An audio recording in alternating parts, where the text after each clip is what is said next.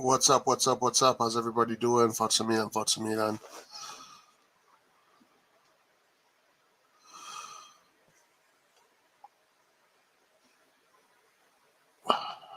Um, Big day today.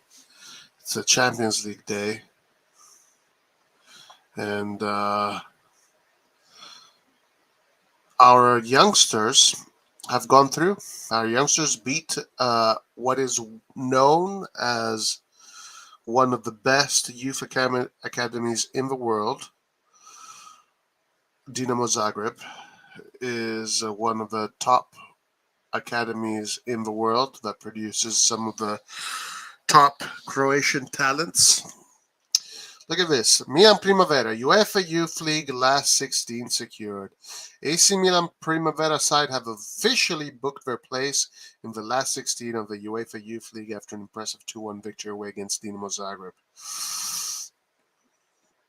Before the match, and Croatian striker Jordan Longi had played just 35 minutes with Primavera, averaged a goal every 65 minutes, and he got the scoring underway with a right-footed finish after a nice run.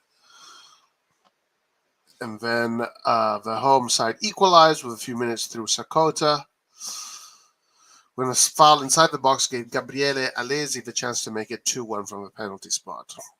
So there you go, guys. AC Milan's youth team is kicking ass. It looks like all this work that Maldini Masara have been doing is paying off. And that means that the future looks good, right? Because it is through the Primavera that the future of Milan will come. Anyway, guys, so I'm thinking of starting to do a morning show again, kind of like I do during the Calcio Mercato. 1 hour of just finding different topics and talking about them, one after the other. Not an open live, just open to RossonARI TV owners. And I think I'm gonna start doing that every morning, like I usually do during the Calcio Mercato. There's always something to talk about. There's always something to say. There's always something to ponder about. Milan is an infinite pool of subjects. Today, big topic is the game that is going to happen later on. I mean, we're playing a game that if we lose, we pretty much are out. So it's a final. Yeah, today is a final. We're going to check out how Chelsea does against Salzburg. I'm very curious to see Chelsea versus Salzburg. I want to see what Salzburg looks like against Chelsea. I'm kind of rooting for Salzburg because I hate Chelsea. Um, but I'm kind of rooting for Chelsea because I think it's best for us if Chelsea wins. So it's this weird thing that's kind of happening. I would rather Chelsea win, but actually a tie. I'm rooting for a tie. But more so, I want to see Salzburg. I want to see what Salzburg looks like against Chelsea and kind of compare that to how we looked like against them. I can't use us against Chelsea because us against Chelsea was anomalous. Chelsea was pretty much in the octagon with a fighter with a broken leg. So, oh my God, Chelsea is so strong. Chelsea is so good. They beat us. Yeah, okay. Anybody can go in a cage and fight against a person with a broken leg and come out victorious.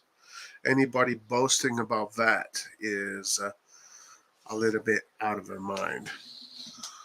So I'm curious to see how this goes, and we still curious to see how our players do today. I really want two players to start to come out that we need. We need Origi to start doing what he should be doing. And we need CDK also to start to show us something, just a little bit of something that can help the team move forward. Because we can't, it's very difficult to go forward with players that don't produce. So today should be a good opportunity for Origi, especially with his strength, his physical strength, to break down that Dinamo Zagreb low block. Now, I don't think Dinamo Zagreb is going to play a low block. Like, why would they? They have to win. And right now, Milan is not like on fire. Like, Milan is not like a team that is impossible to play against. So if I'm the Dinamo Zagreb coach, I'm not preparing a low block game. Like, if I've done my homework, I'd be playing. I'd be playing like full on, head on, open football against Milan, because Milan in these past few weeks has shown to be in a poor moment of form. A lot of injuries, a lot of reshuffling of the first 11. Tatursano, losing our best player, Mike Magnan. So I'll be very surprised if I see um, Dinamo playing with a low block. No matter whether they play with a low block or a high block, it doesn't matter. We got to win. They can play any way they want. It doesn't really matter. Our goal today is to win the game. Um, but I'm just, kind of looking at it from a coach's perspective. If I'm Dinamo Zagreb, I know I have to win to try and go through to the next round or try and secure that third spot. I'm not going to play against Milan with a low block. Not this Milan. Not this Milan. If I was Milan instead, if I'm in Pioli's shoes and I look at it from the Milan's coach perspective, for me, this is an all-in game. You put all your chips on the table, you go all in, and you hope for the best. You hope for the best. Um, let's see what our probable formation is actually, and let's see if Sempre Milan has that out. I'm very curious to see.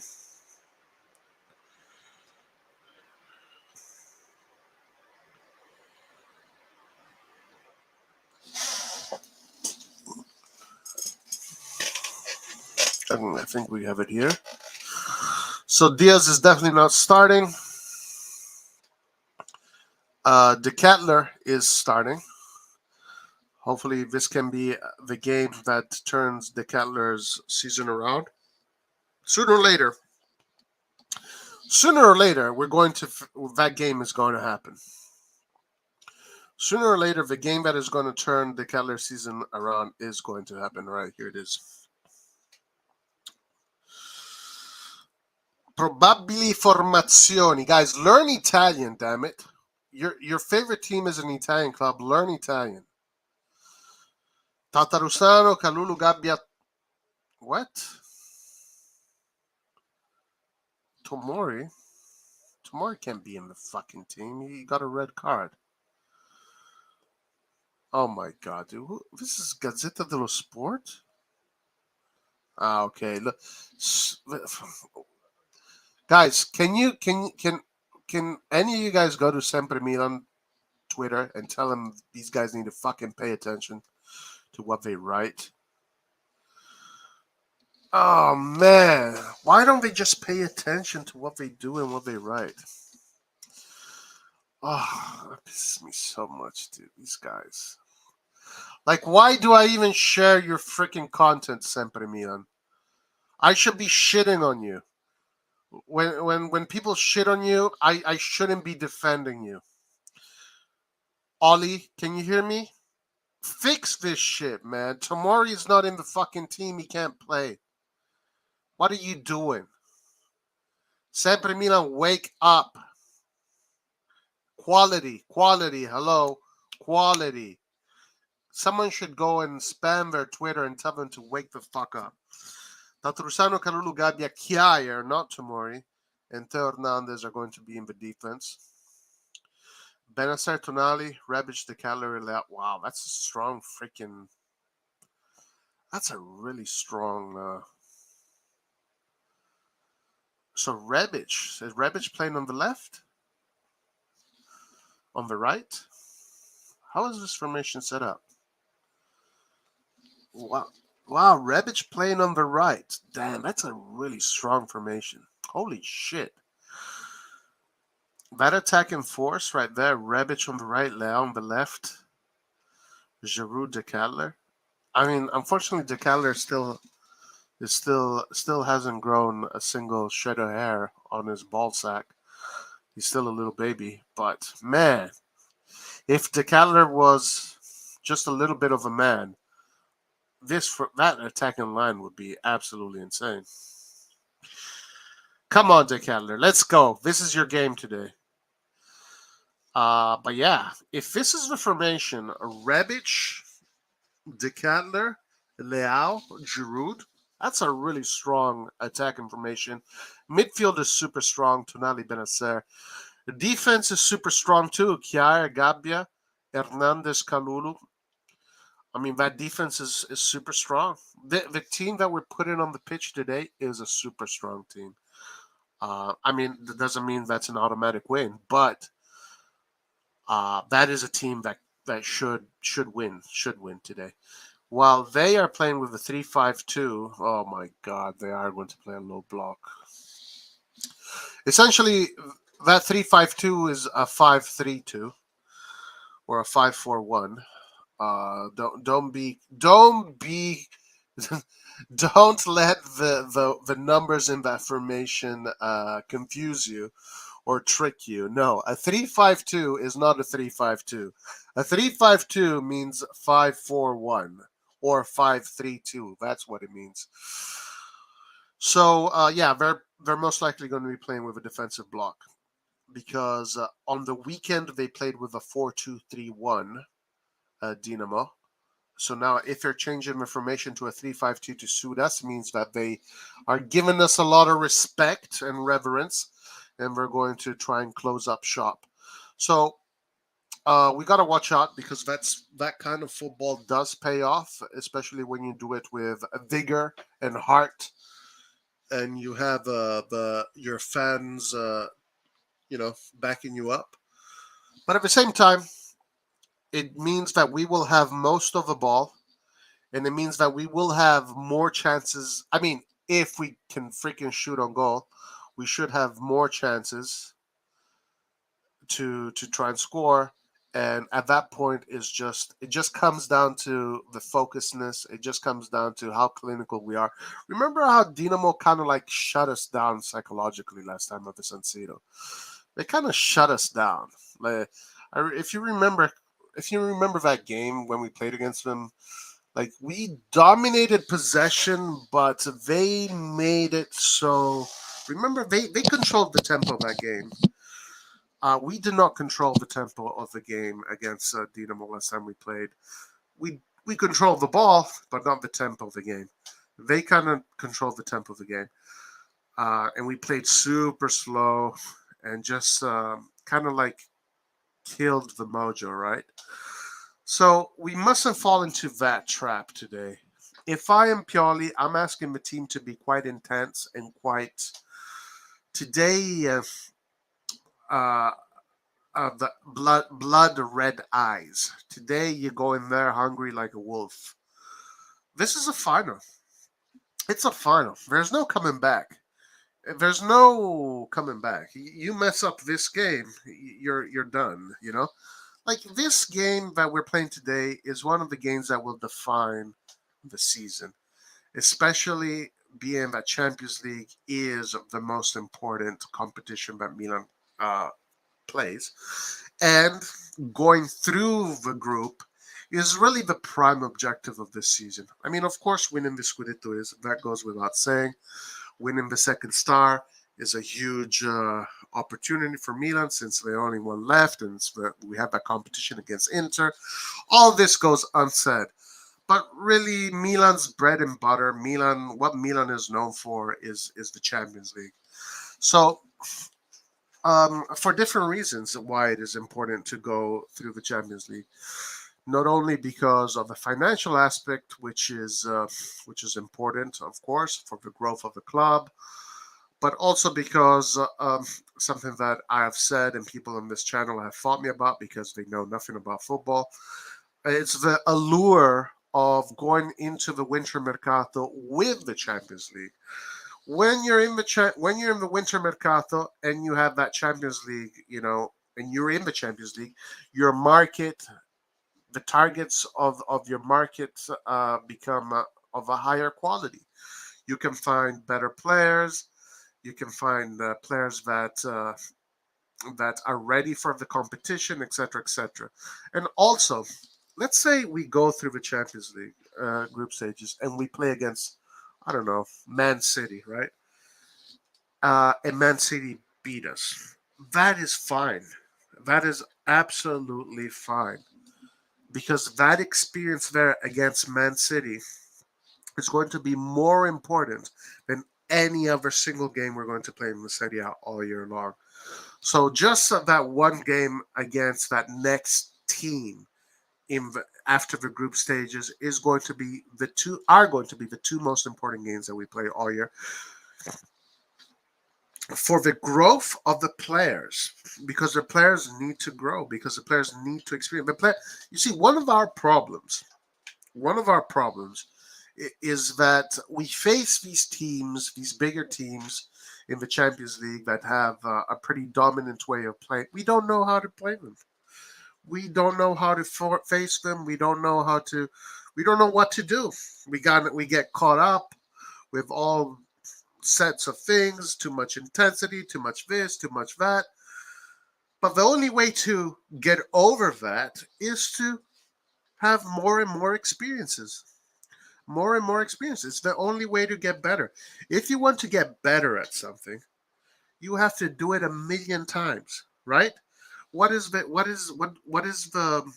thing they say? 10,000 hours of practice, then you can call yourself, you know, uh, qualified. So you're not just born into something and all of a sudden you know how to do it. It takes time to develop. It takes time to get used to it. Unfortunately, because our calcio mercato this summer was not a calcio mercato for today, it was a calcio mercato for tomorrow. Our players today are not ready really to go in there and take on Man City, Real Madrid, Bayern. They're not ready to do that with these crop of players that we have today, because the crop of players that we have today are all players that we gave birth to a few years ago. They came to our club as under 21s. They just recently got out of their under 21 national teams, and now they're moving on to their senior teams. We did not have an injection. This summer, we did not get an injection of players that can elevate the quality of the team as far as experience and as far as those kind of things. So, yeah, it is the reality of AC Milan today. You want to win against Chelsea, against Manchester City, blah, blah, blah. You have to play these games over and over again. Then eventually, you're going to get it. Eventually, you're going to get it. And once you get it, once you know how to ride that bicycle, you're not going to forget. Once you've learned, in order to learn how to ride a bicycle, you have to get on it, you have to fall, you have to scrape your knees, you have to scrape your elbows, you got to cry, blah blah blah. But once you're riding, it's done. You know how to do it. So that's why going through the group stages this time around and facing a team like Bayern, facing a team like Man City, like Real Madrid, whether we lose or not, that doesn't matter. What is more important is that experience.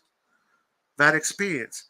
Because I mean, yeah, let's look at again. Let's go back to our past. Let's look at that pre-Ancelotti era between the Scudetto of '99 and the Champions League of 2003. We did 3 or 4 Champion Leagues editions where we couldn't pass the group stages. We could not pass the group stages. We were losing against Galatasaray. We were losing against Athens. We were losing against. I still remember to this day a game that has been imprinted in my mind because I went to a club. I was a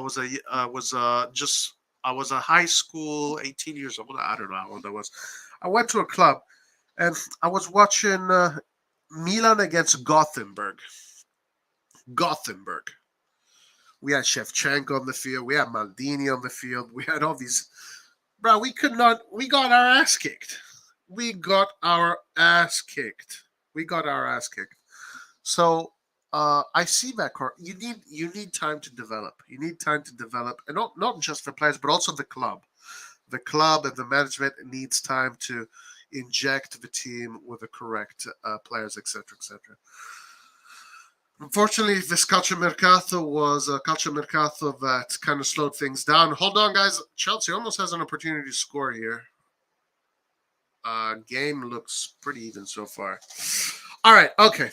Let's go to chat. Let's see what you guys are saying. Let's see what you guys are saying.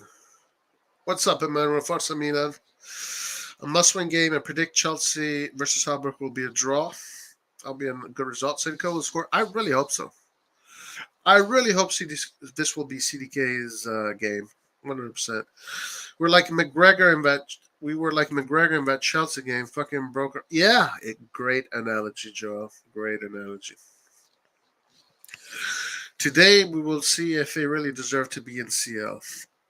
Hey, you gotta earn it. You gotta earn it. I'm excited for the Chelsea versus game. Well, I still don't know how they got a draw against Chelsea in their crib. Yeah, let's see. Let's see. Salzburg plays high intensity European football.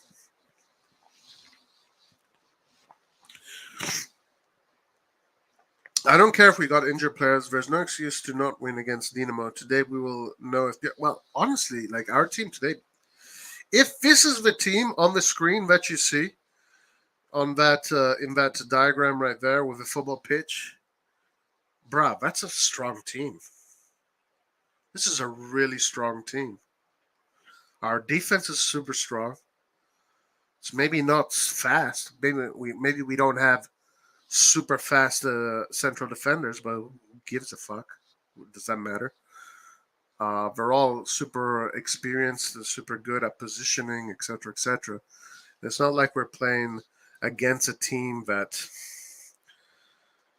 has super fast whatever. It doesn't matter. The whole speed thing to me is just a bullshit thing. I don't buy it.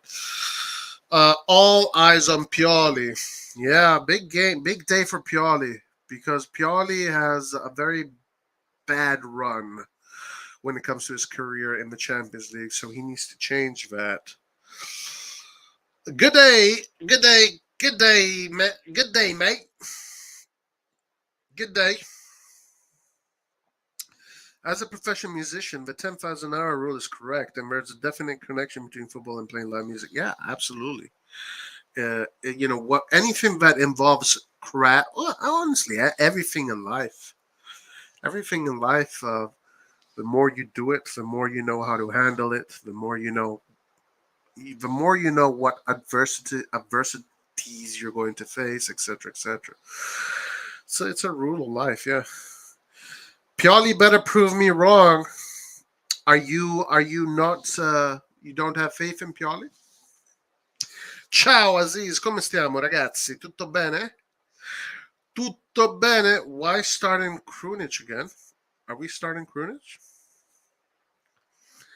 CDK needs to be more aggressive. Well, today is a good day for him to start to do that. Look at Napoli today. Fire. Yeah, Napoli is fire. And that fire came from the calciomercato. If Napoli stayed like last year's Napoli, it would be the same thing. They'd probably be playing really nice football. Not this nice, but really nice football. They'd be winning a lot of games. They'd be up there. It'd be like that. But what they did in the calciomercato is actually what I thought Milan was going to do. I was a little bit I got that wrong for sure. I definitely got that wrong. I did not think that Milan's economical situation was going to be so poor coming into the Calciomercato. I was not thinking that at all. I was not thinking that at all. Okay, let me see if there's any other official formations because you're saying Krunic is starting. Where did you see Krunic start?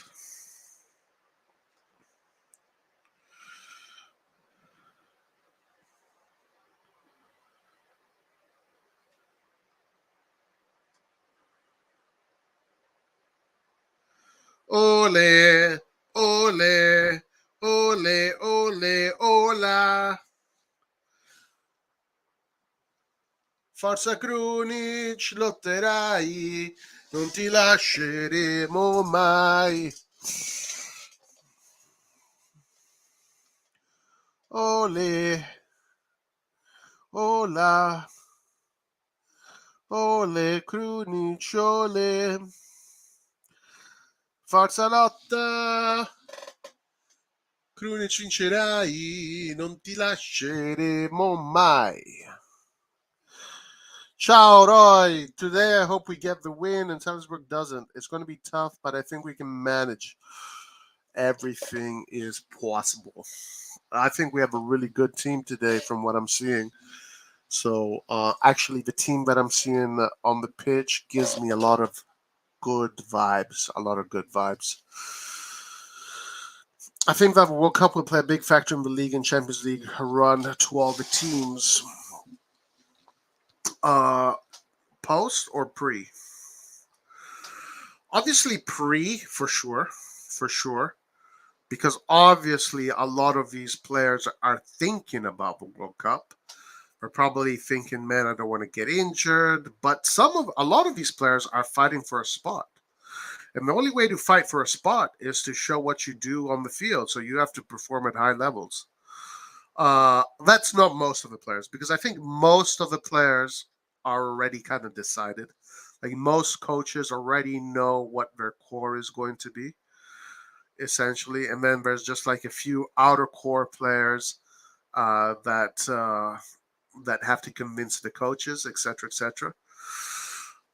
So yeah, pre-World Cup for sure, I see it affect the performance of the players. You can't deny that. Post-World Cup, I don't see why it would. I mean, if someone gets injured, sure. That team, if like I don't know, if Real Madrid, if Modric and Benzema get injured, of course Real Madrid is going to suffer, etc. Once the World Cup is over, I think it just back to regular business as always. Can you help me pass this message to Pioli? Change your information to the CL. What is it? What is your message? I'll do my best. Actually, guys, I want to make you fully aware. This is for all my AC Milan buddies, especially a lot of the guys that come here live and talk their shit. There is a way to contact AC Milan. There is a way to contact us. If you want to talk to the management, if you want to talk to them, all you have to do, go on the website, click on that flag, go to English, and first see if it's here.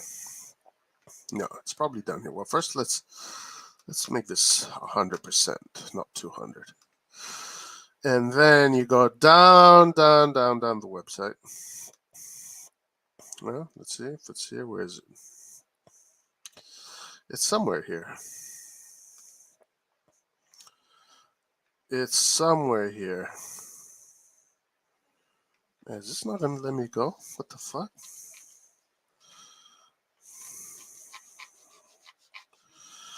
And contacts.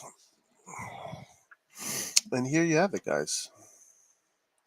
Headquarters, Casa Milan. That's where Maldini works. If you want to contact Maldini, that's the phone number. That is the address. The Sports Center Milanello. If you want to contact Pioli, Send them a letter right there or call. That is their number right there. Sports Center Vismara. That's the. I think that's the kids, right? Isn't it? But everything is right here, guys. If you want to contact Pioli, this is here. You can literally call him. Call them. Talk to the receptionist. Say you are his cousin. Say you are his I don't know, his wife's brother, whatever, and chat with him. It's right there, guys. So to everybody that wants to, send a message to Maldini, Pioli, it's all here. That's where Maldini works. That's the receptionist number, and this is where Pioli works. So there you go. See, wherever there's a will, there's a way. When the last time Krunic scored for us? I can't remember. I don't know. Easy. Yes, check the formation. Krunic is there. Post World Cup, because the players will be injured and tired, so they can't perform the same as in the World Cup. I don't know, man. It depends. It really depends. It's not like every single team is going to play 7 games, right? Most teams are only going to play 3 games.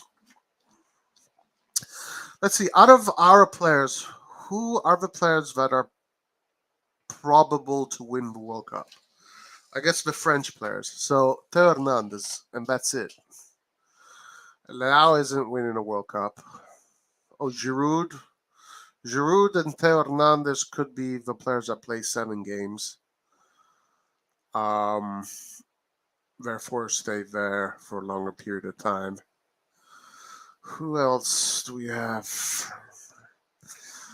CDK, I don't know if he's even going to make it, but I don't think they're going to be winning any World Cup. So he's probably just going to play. He's not going to play many games, I don't think. Kalulu, I don't think is going to make. Kjaer could play a bunch of games. Who else is there?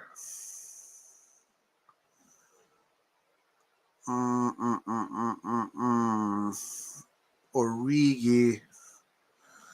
Salamakers is not going to be there. Lukaku is going to play over Origi, so Origi is not going to play much. Origi is not going to be playing much.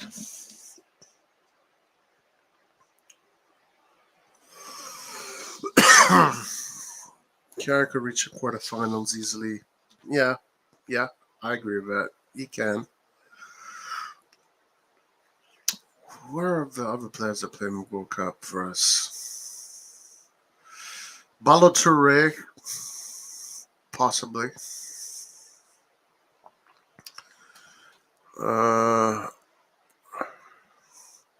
You know what Milan should definitely do? I'll tell you what Milan should do. Since the World Cup is going to be almost like a scouting wet dream for the scouters, and seeing who are all the players, anybody that is going to perform really well in the World Cup is going to be hot in the market. It's going to be a great opportunity for Milan to go all in for Ceyhun Bakayoko, because he's not going to be performing in the World Cup. Therefore, no, there's not going to be many eyes on him. Rather, people are going to be more excited and talking about the revelations of the World Cup, right? Each player that is going to come out, every player that is going to have a really good World Cup, are going to be... Guys, Salzburg, by the way, is kicking Chelsea's ass, yeah? So imagine if we had a full team. But Chelsea looks like a very... just like always... Chelsea looks like a regular, normal team that in Italy would struggle to make 4th. In Italy, they would struggle to make 4th. So, yeah, it is what it is. Magnan, I know he went to France to try and recover for the World Cup. I don't know if he's going to be able to do it. Come on, guys. Pioli brought us the league title last year. No one understands the team better than him. Remember, we have half of the first team injured. I'm sure he won't play Krunic with no injuries. I think Theo after the World Cup is going to be expensive. Theo, the situation with Theo is very worrisome for me. I'm very worried about Theo because some fucking pieces of shit that deserve to burn in hell for eternity broke into Theo's home, robbed him while his wife and baby was there. And apparently they also kind of got violent, but there were other people in the house that protected her. So they are in complete shock. They are in complete shock. That family is in complete shock. And I know for a fact, this is just human nature. Whenever something like that happens, your first instinct is to get the fuck away from that place. So, because in the world, people, we have low life pieces of shit that deserve to be in hell, uh, we might see Theo Hernandez leave. Now, it does happen often that these guys get robbed. A lot of times they don't leave. Like Çalhanoğlu got robbed actually not too long ago. But Çalhanoğlu is not a guy that Man City wants. It's not a guy that every big club in the world wants. Hernandez is a guy that every single big club in the world wants. So because of these stupid assholes that will burn in hell for the rest of their lives, decided to rob Theo Hernandez as his wife and baby were in the house, traumatize them. They will probably are. They're probably definitely thinking about it. They're definitely probably thinking about it. I mean, are you telling me you wouldn't? Are you telling me you wouldn't? I remember when I was younger, my house got broken into. And not my house. They didn't break into the house, but they broke into the what you call it, into the property, and they tried to break into the house, but they fucking caused a lot of damage. I mean, the family's first instinct was let's get the fuck out of here, and that's what we did. Um, so yeah, if 100 million offer comes to go in England, I mean, don't think it won't happen. I don't know. Maybe they, these guys have ton loads of money. Maybe it's not. Maybe it's not that bad. I don't know. Yeah, Aubameyang got robbed too, right? So I mean, this shit happens in England, happens everywhere.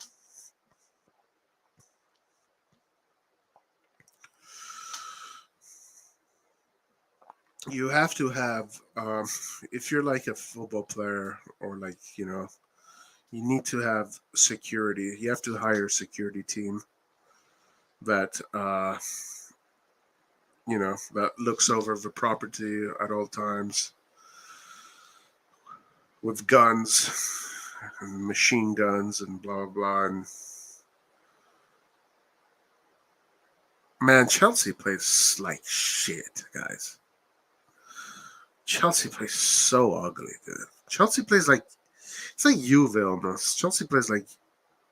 I mean, it's not as bad as Juve, but it's such a shit brand of football.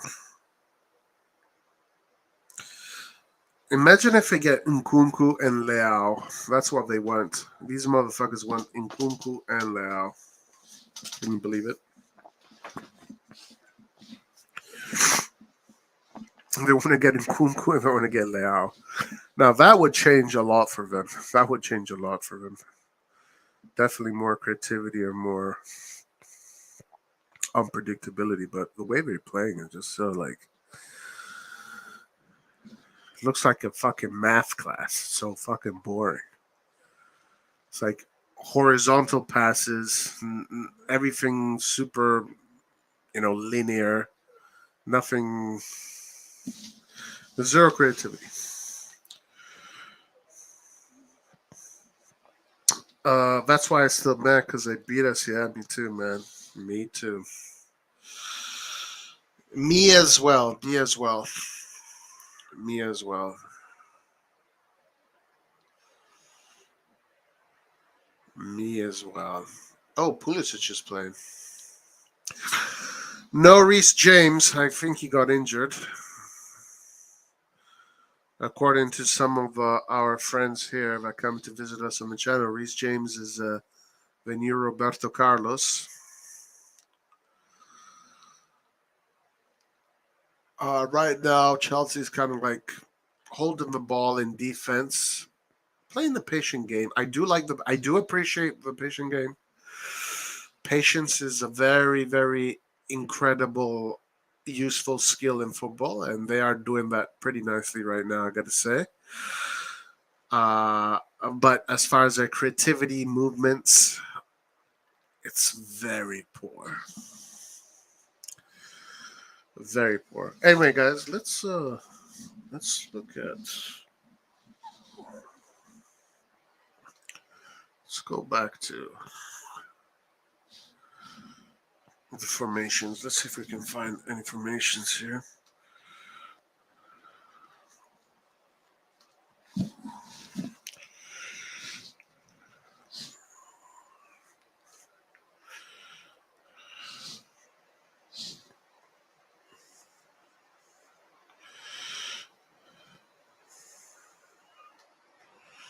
No formations yet.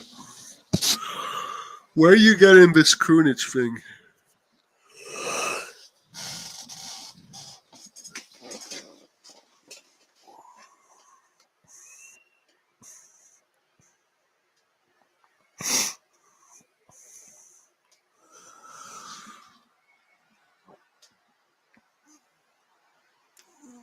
Chelsea's going to score. Yep, they just did. I saw that coming. All right, good for us. Good for us. Chelsea just scored.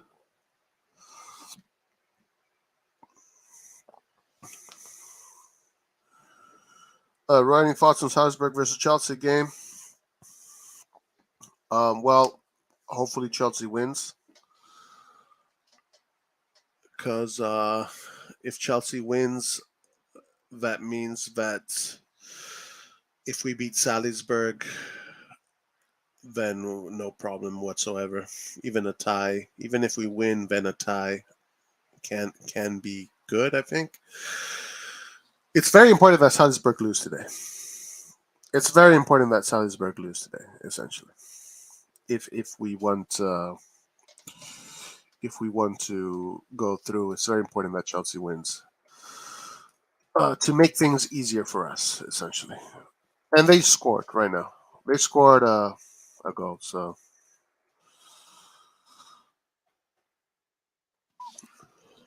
But they're playing really boring form of football. All right, where is this?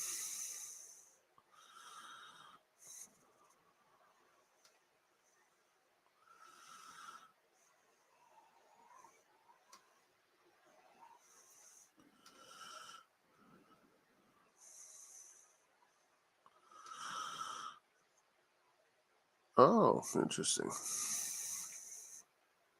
No, this is wrong. Oh my God, one football sucks even harder than I thought. Diaz is not playing, guys. These motherfuckers don't know what they're. Diaz didn't. Oh, oh my God, my brain hurts. My brain hurts. Oh my God, my fucking brain hurts. Diaz is not playing, guys. So this formation is completely off.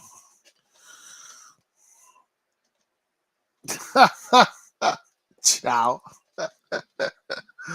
Yo, this fucking website is a joke.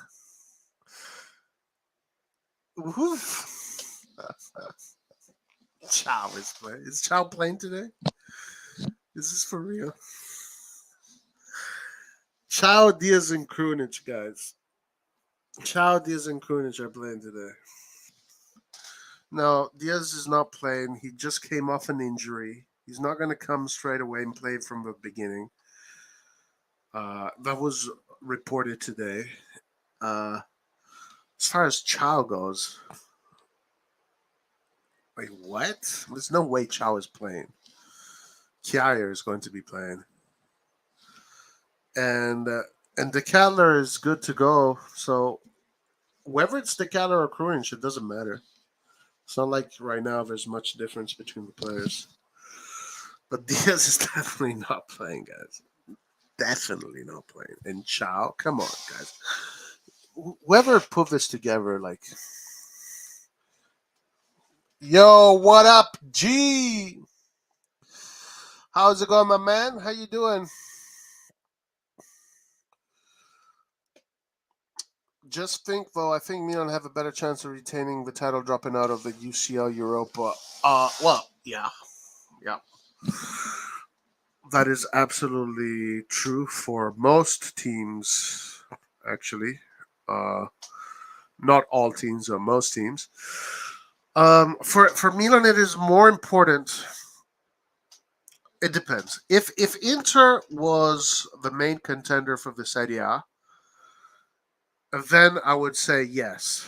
Fuck CL, let's go. We do not want to have this stain in our history of being the losers in this competition of winning the second star. After Inter, like we need to win it before Inter. But this year, it doesn't look like Inter is a main contender. So for me, even more important than winning the Scudetto is going through the group stages. It's too important for me now. We need to go through the group stages, and we need to play that big game after that group stage. The players need it more than the Scudetto. Then, of course, we will always fight for the Scudetto. Scudetto is not going anywhere. We're going to be fighting for the Scudetto till the end. Blah blah blah. In order for Milan to grow, because in order for Milan to grow, we have grown in Italy. We have shown that we have grown in Italy as far as the players that we have, not in the market, but we have grown in Italy, but we haven't grown in Europe. So we need to grow in Europe. Yo, this formation is absolutely dog shit. I would not. I would not. I don't believe it. I don't believe it.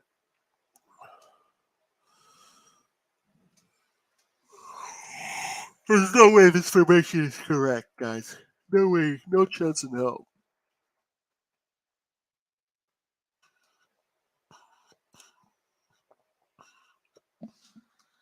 No chance in hell this formation is correct. Okay, here we go.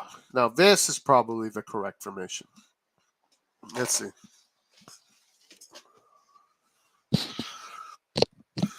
Jeez.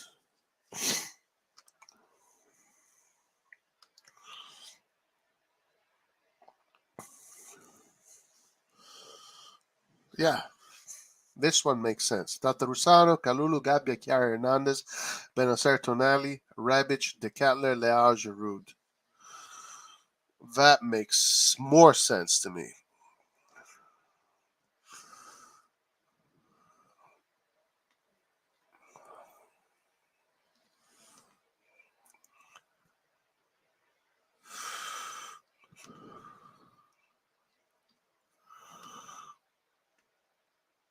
Here it is, guys.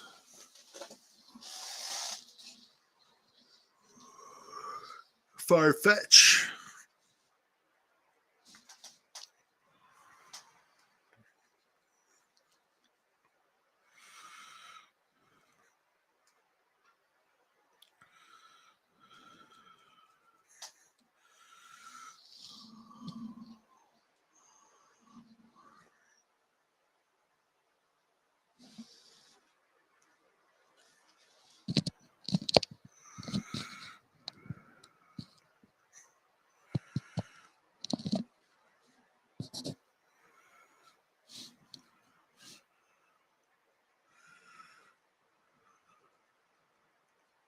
That's wrong. Should be opposite.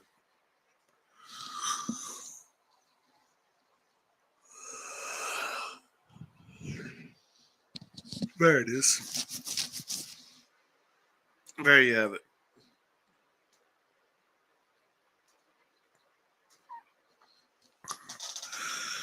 Primavera gonna win the youth league. Man, they've been doing great.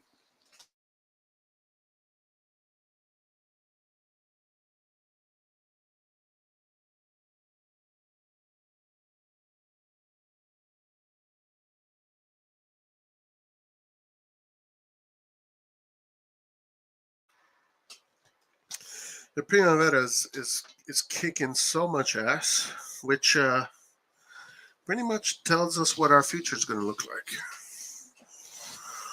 I really hope we don't need to buy players. We just promote them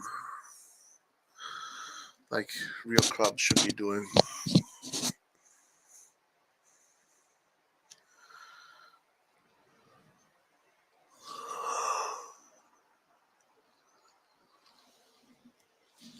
Chelsea has taken over this game at this point. Um, Salzburg is just chasing ghosts.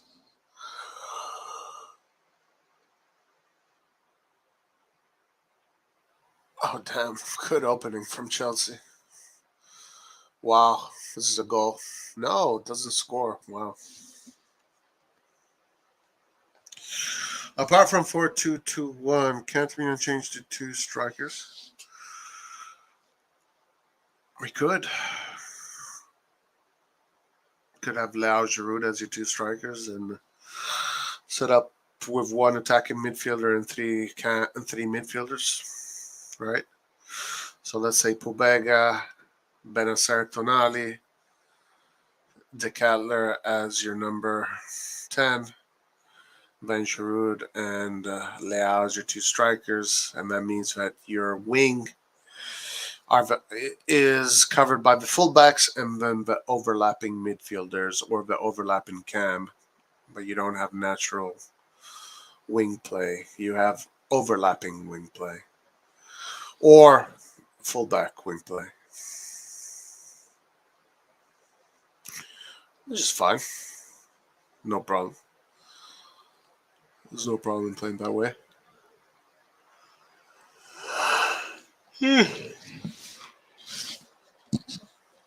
No problemo at all playing that way.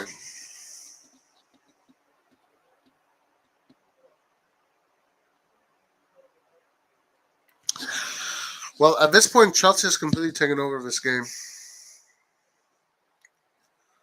And it's like they're playing like so square, but they're just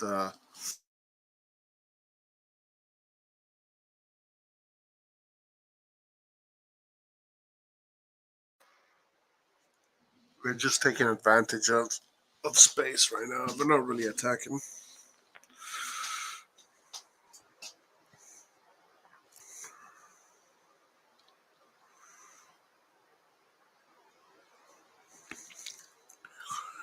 They're not really attacking.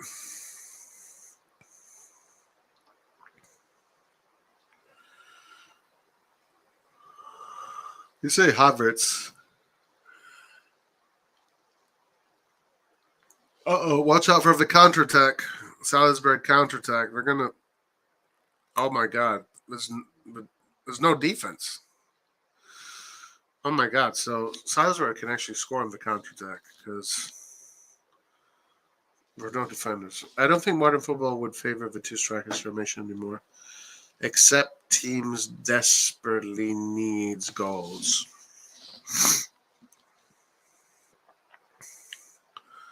Uh, why would a modern football favor two strikers?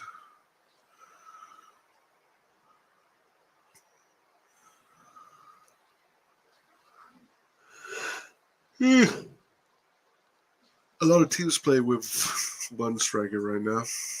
Depends how you play.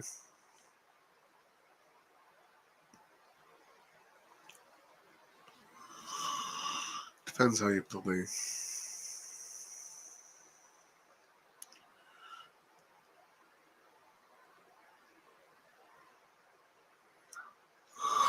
Well, I mean, right now things are going our way. Chelsea's winning. It looks like we're going to win this game. I don't want to see Milan in the Europa. Yeah, me too. I want them to. I would rather if we don't finish second or first, I would rather finish fourth. Yeah. Yeah, it looks like Chelsea's going to win this game quite easily, actually. Salzburg is not putting much. Is not putting up a fight. I think they want to. Oh man, sorry. I think they want to get it against us. Yeah. I think we're in their sights. I'll be right back. I'll be right back.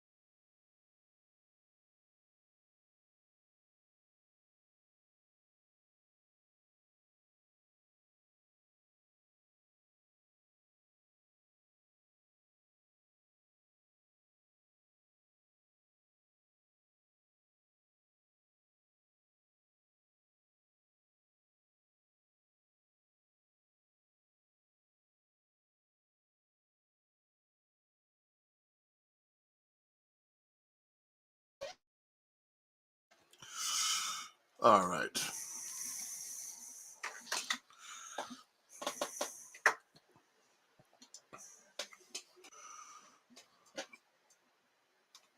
What's up, Antonio? Hey, I can't stay for long. I just wanted to come say hi. How are you? I'm good. Are you? I'm doing well. Chelsea's already winning. So, It looks like we're gonna win this game. yeah. I'm watching. Are you watching it? Yeah, I am. Do you like the way they're playing? No, not really. But Salzburg is not putting much of a fight. I think Chelsea has got them in a good position. So it looks like Chelsea's going to win this game, which is good for us. I'm You happy. think that would be the best result for us? Yeah, absolutely. I I mean, mean, we're not. Sorry, go ahead. no, I mean, technically, if they drew, we would have the possibility, realistically, to try to win the group. But I guess in terms of qualification, Um, yeah, this is like because if Chelsea pulls away as the first place team, then we can kind of just take over Salzburg as the second place team. So I guess like there's also that aspect. Yeah, I'm looking at it that way. At this point, Chelsea's going to finish first, and and it's going to be a little bit easier. It depends on what we do today, by the way. Yeah, like today is there's only one result for us. Yeah, if we come out weak, I'm gonna be so mad. Of course, it's going to be a difficult game because Zagreb away is very difficult, and they have a lot of quality. So you need to, of course, it'll be like if we're not firing right away, it's fine. But as long as we go out there and we look to be like, with the right mentality, creating chances and not just giving sloppy passes away, things like that, then Yeah, well, I think we can expect a little bit of that. I don't know. I don't know. Things. I saw how Dynamo is setting themselves up. They're setting themselves up for a cagey game, so we're gonna have a low block, five defender, five defense line. yeah. So they can force us into a sloppy game kind of thing. It's possible. Wait, the starting lineups have not been released yet, right? Officially, I don't think so, but we have some indications. Is Giroud gonna start? Yeah, are you watching the screen? Uh, I have no, it right sorry. there. There you go. Oh yeah, I heard about this Leao and Rebic. That's crazy. That'd be nice. Finally. Roy, we have no balance. No, this is a pretty balanced team. I get so confused when you say that though, because then it's like if we get another right winger, like it wouldn't be balanced. Like how No, does that? because the Keller kind of balances it. The Keller is not. The Keller is a hybrid, right? It's basically a 4-3-3 essentially with an advanced. Yeah, I wonder why Pioli's playing like this today. Like he must see some sort of tactical benefit to do this. I think my instinct is to say that he wants to win the game. So he wants to put firepower and he just wants to win it with firepower. Pioli is so if that's all it is, that's just so basic. I feel like okay, we want to win, so we're gonna put in Rebic and Leo. But Yeah, but it's the I don't know. sorry, go ahead. I just like why is he starting that now? Why is he trying that now for the first time? Um well, I mean, I think if Salamakers was available, he'd be playing Salamakers there instead of Rebic. Macias. Or Messias, sure, yeah. I don't know. I mean, it's a must-win game. Maybe he's thinking that um, most of this game is going to be played in our half, in their half, in front of the box. So he wants to have firepower. You know, what the risk here, playing Leao, Rebic, De Cadler, and Giroud in that high line, is that you don't have much press. So that means that from if they want to, it's going to be a little bit easier for them to get into counterattacks. But on the other hand, we are going to be probably a little bit more clinical than if we had a more press kind of player like Salamakers. So you give some, you take you give some, to receive some. Give You know some what to I'm saying? get some, yeah. Yeah. No, what was I gonna say? Oh yeah, I think the one player though on Chelsea that's been fantastic is Kovacic. Like He's always been good though, coach. yeah, He's he's always always been. been good, but in the midfield he looks really good. He's since his days Chelsea from. are the one thing though. Yes, they may not play like the quickest, but they do maintain possession fairly well. I would say. It's a very bland look. Chelsea. If Chelsea had Nkunku and let's say Leao, then they'd be very unpredictable. But they're very square. It's like they're like a math teacher. They're like a math teacher. Does that? Would you say that we Milan is not at a big enough, like strong enough level where we would be able to punish them for playing like this? Or Oh would you yeah, say of that? course we would. You think we would be able to punish them? Oh, nice play here by Chelsea. Dan. It depends. The thing is that we need our first team. We can't do it with our third lines and too many second lines. We would need our first team. With our first team, yeah, we can do it. Absolutely. I mean, it's yeah, absolutely. I have new rules for that game that we created, by the way. Okay. So the rules are this. First of all, now we got to pick a coach also. And the judgment of the teams has to be based on the strength of the defense.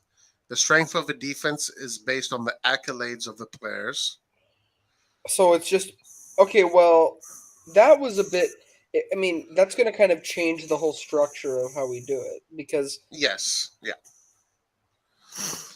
Because then, like, Um, you could choose, like, let me think of an example. Like, someone who's been on the, Teo Hernandez is technically a Champions League winner. well, Tarnan is also considered one of the best left backs in the Right, world. right. My So. point is though, like, when he won the Champions League, like, there's players like that who won stuff that. Yeah, we can say Fernandez is a top elite player. Yeah, yeah. I shouldn't. I mean, he's not really the best example of what I'm trying to say, but he was just the first person I thought of. But there are Sure, players who haven't reached that level. sure. That If he if has. you put Kevin Constant and I put Fernandez, obviously I'm winning that, What a strike! He saved right? that. But if I put Maldini on the left and you put Theo on the left, or vice versa, whoever puts Maldini in that position is probably going to have the upper hand. Yeah. Okay, so the Roy, strength. I'm going to talk. I'm gonna leave and come back with. Can you like send me the link real quick on my so I can access it on my phone because I have to walk to class. So, Okay. all right, thank you. I'll join back. Oh, guys, the God of War is joining in 30 minutes. Laert, the God of War is joining in 30 minutes, guys. So hide your wives, hide your children, put your wallets in a secure space, shut down all your computers,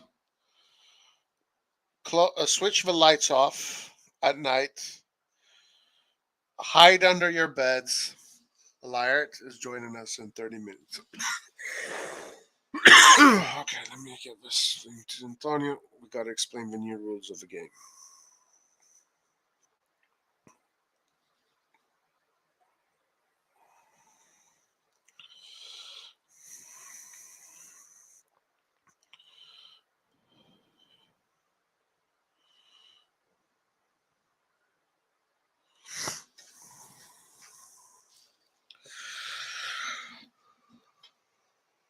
I was offside.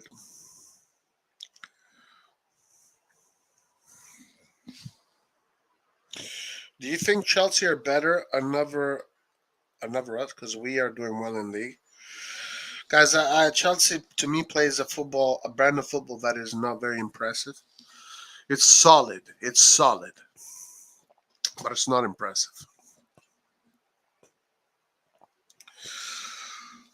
If they want to win the Champions League, they have to definitely make a step up in the quality of game, etc. But it's solid. I mean, they have very experienced players with a lot of accolades. Yeah. Most important match of the season is to win today or go home. Correct. Correct.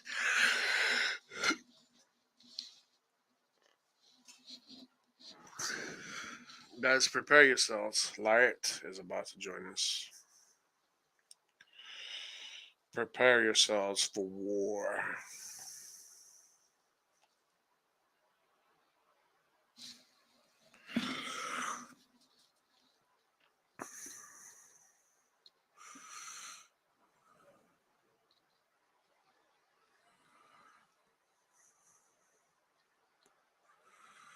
Prepare yourselves for war. All right, first half is done. Chelsea playing better than Salzburg. Uh, I think if we had our first team, we wouldn't be playing like Salzburg. We'd be giving them much more of a fight. Even with the team that we have today, we did even the in 10. Okay, so check this out. When we had 10 players, we gave Chelsea more of a fight than Salzburg is right now. Maybe we're giving too much credit to Salzburg. Let's see. All to be seen. All to be seen.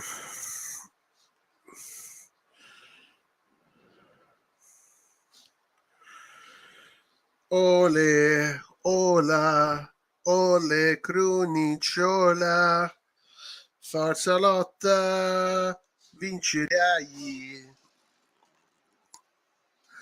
What's up, my man? Hey, how are you? All right. So okay. So the strength of the defenders, of course, and the strength of a defensive unit. Then the midfield, same thing.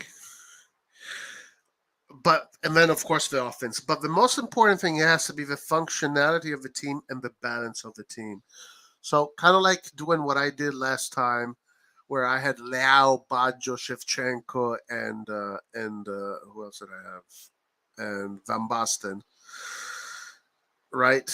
It's like okay, you put those four players together, but that team is quite unbalanced because Baggio and Leao are not going to help the midfielders press, etc.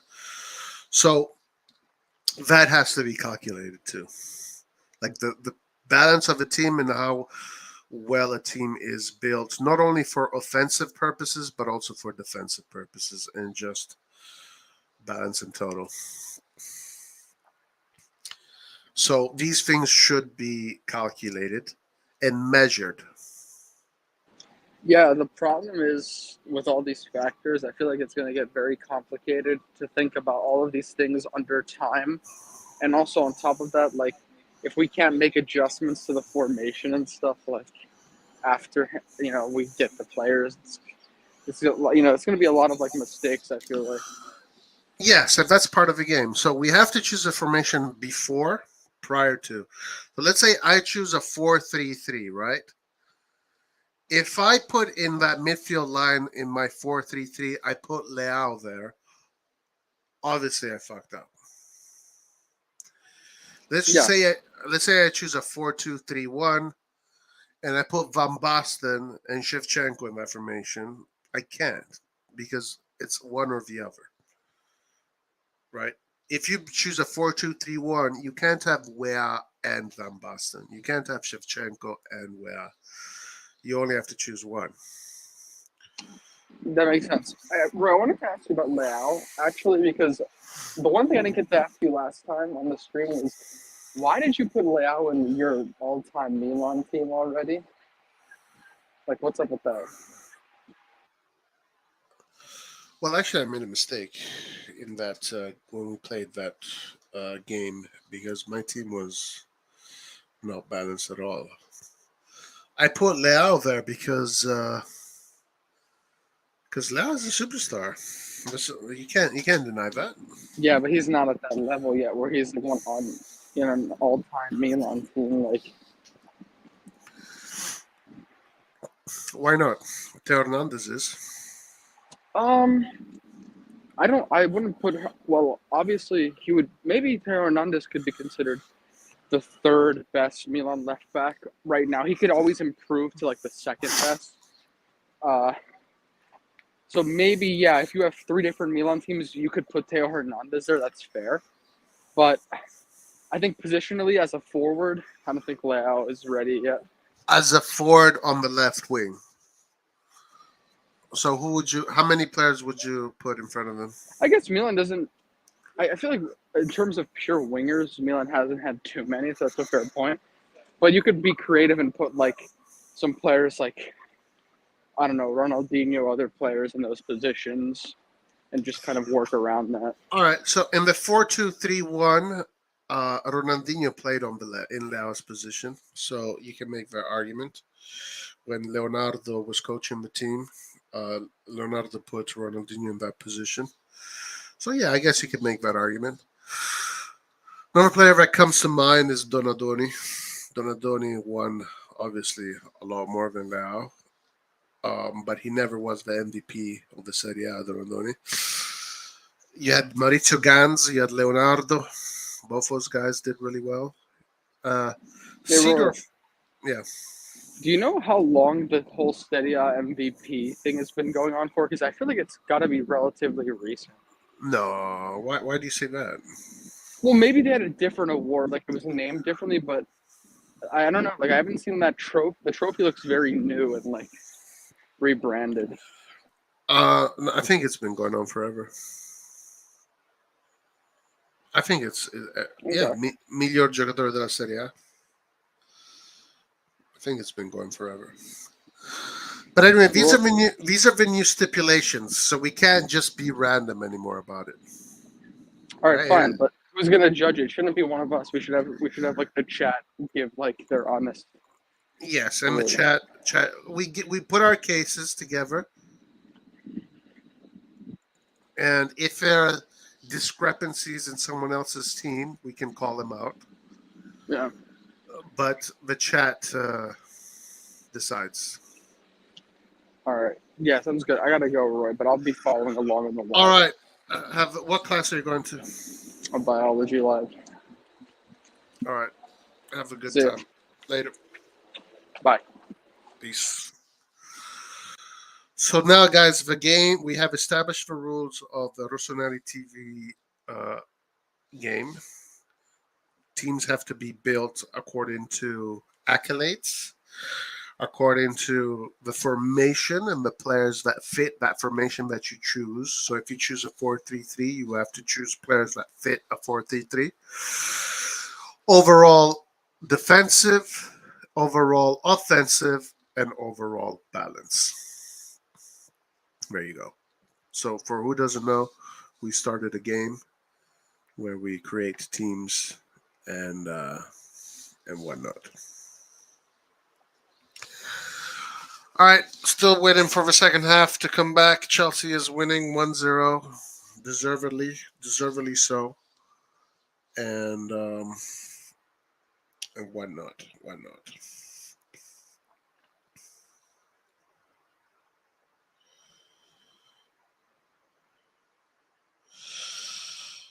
What are good stocks to invest in? Man, AMC has gone down. It was at 50. Now it's at $6. What the fuck? It was at fucking. It was at. It was at 29 at a certain point. Now it's at $6. It was almost. I think during the pandemic, it was what, almost $100. AMC. Or did it get to 300? I can't believe how low it has fallen. 6? Wow.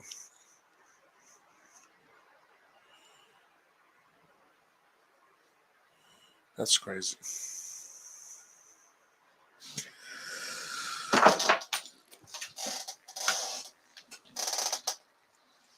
All right, guys. I'll be right back.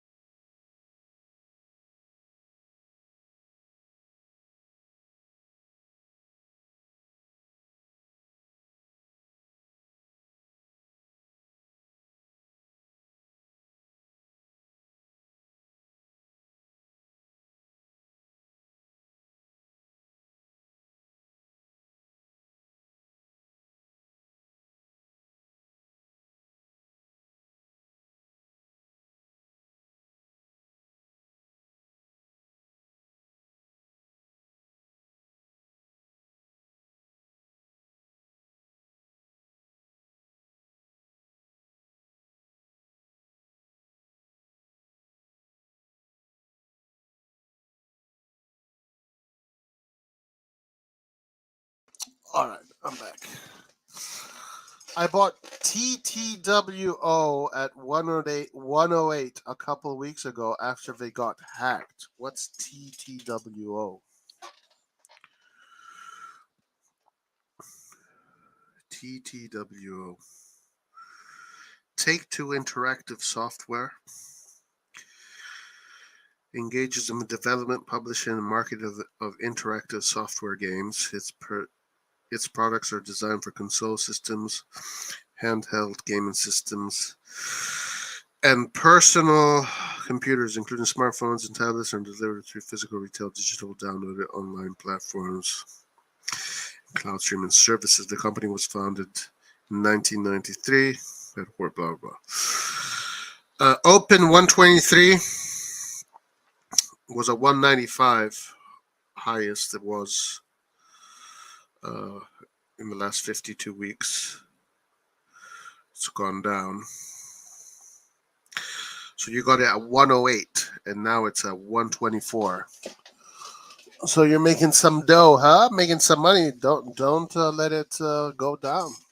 Catch it. Catch it. Catch it. Catch it before it goes down.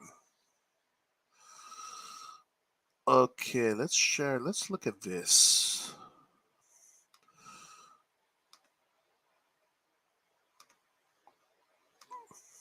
We're gonna watch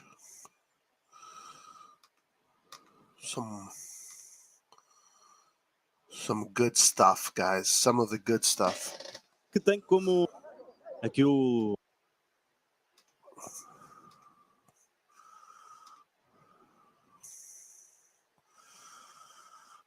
Milan guys make it through to the next round, the youth team. So we're gonna watch a little bit of their highlights.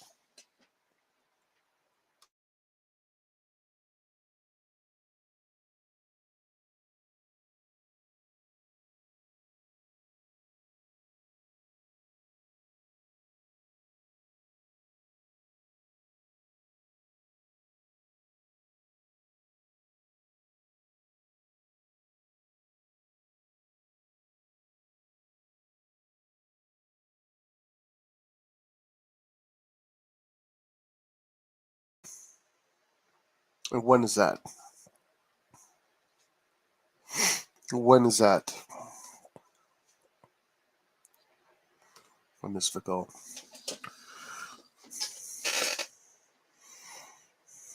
Ah, poor goalkeeper.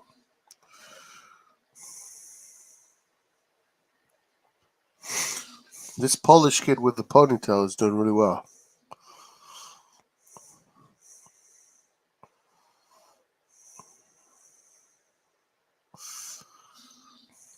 Habata with the European DNA, huh?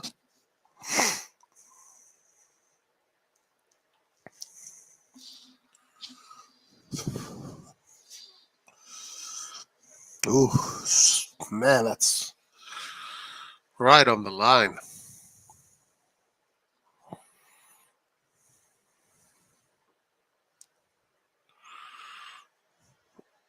Oh my God, terrible defending, terrible goalkeeping.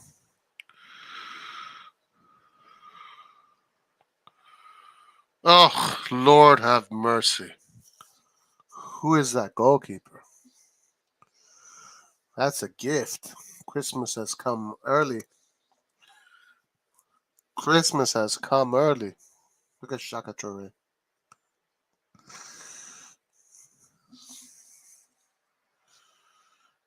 Christmas has come early, guys. Look at this gift.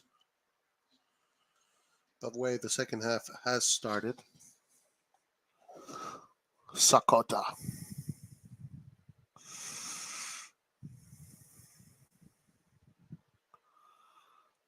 Nice ball here.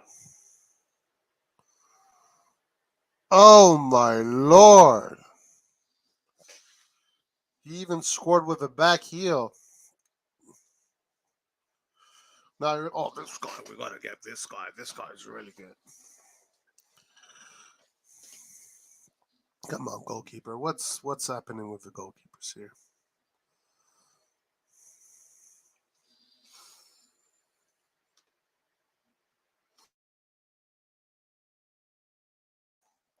Probably by 2026, I might keep it for the next 10 to 20 years. Yeah? You think it's gonna keep going up?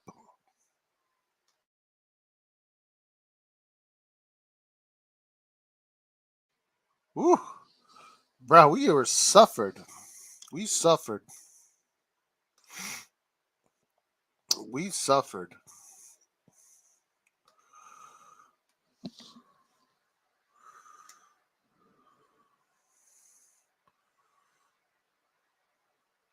Salzburg was looking for a penalty, by the way. He didn't get it. Salzburg scores as a goal. It's 1-1, guys. That's not good.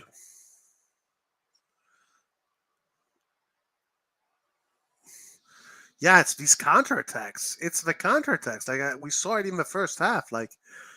Uh, Chelsea looks like an easy team to beat on the counterattack.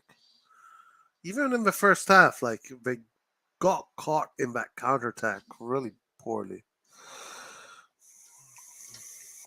It looks like we suffered quite a lot against Dinamo Zagreb today. The youth did.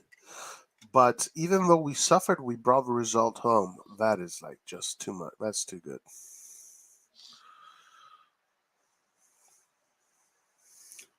And I'm watching Okafor. A lot of you guys have been telling me that Okafor is the next Van Basten. I'm not seeing that. Man, what a nice cross. Nice cross. I felt the same goes for Salzburg. They could have conceded easily on the counter. I didn't notice that. Maybe. I didn't notice that. But I noticed how Chelsea could have easily conceded. But maybe it goes the same for Salzburg. I didn't notice that. Anyway, it's 1-1. I still think Chelsea's going to win this game. But let's see. Maybe Salzburg might win this game. Because Chelsea looks really poor in defending the counterattacks.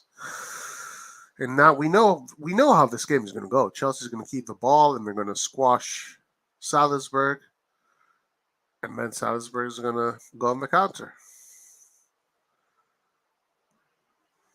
Oh, right. Actually, I do remember in the first half, I remember Chelsea doing a nice counterattack play. Well, that was a creative counterattack play.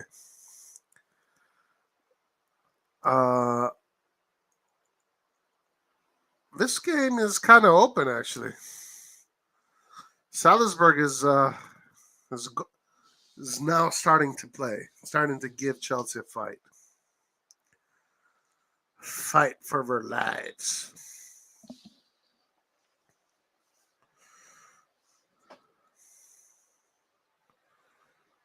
Penalty. 100%. Are you a Chelsea fan, El Jamal?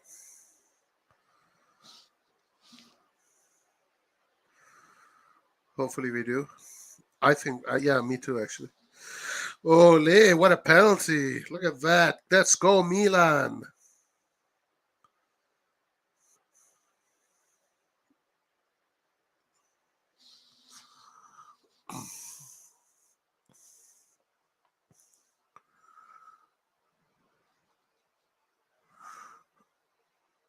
Interesting. Game has completely changed from the first half to the second half. I see a lot of tactical adjustments from Salzburg. We're not going to allow Chelsea to keep possession. Wow, look at this. Good coach. Good coach, the youngster. The young little baby coach has changed his style. Has changed the way they mark. Has changed the team essentially in order to not concede all that possession.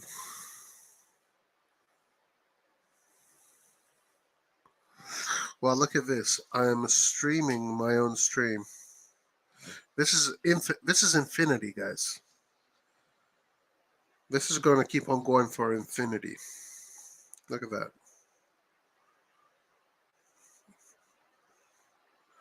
That's insane. We have just been caught into the matrix of infinity. Trapped in time.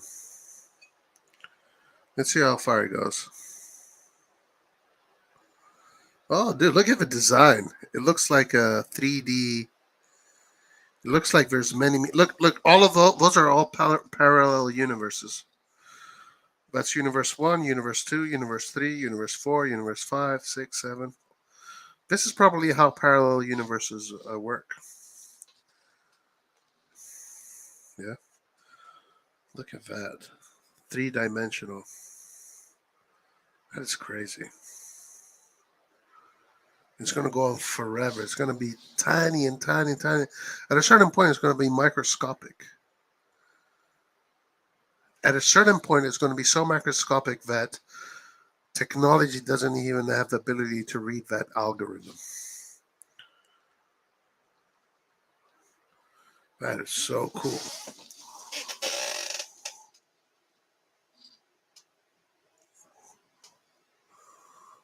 Look, it's still going.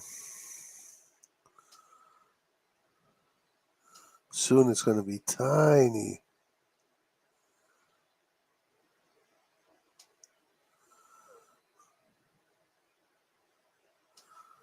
Do you think we live in base reality?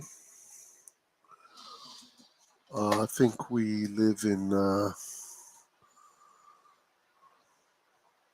I don't know. What is base reality?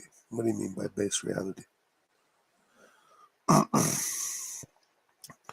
Look at all these parallel universes that are being created in the digital world of numbers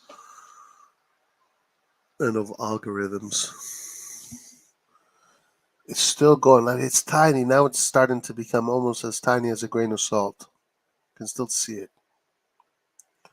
Still going. Now it's gone beyond the horizon. It's so far it's gone beyond the horizon. We can't see it anymore.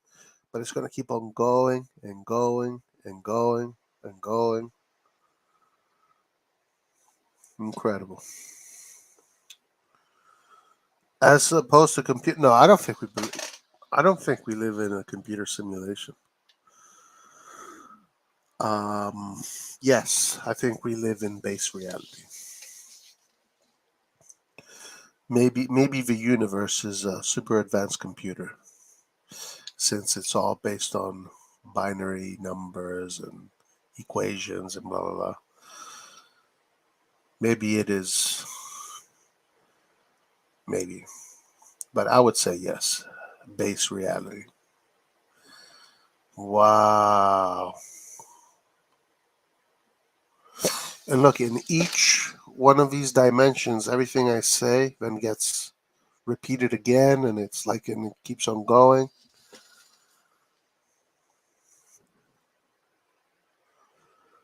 That is sick.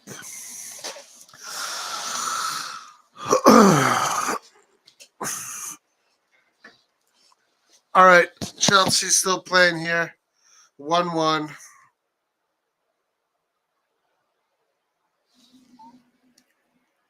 Some Nobel Prize in quantum mechanics would beg to differ.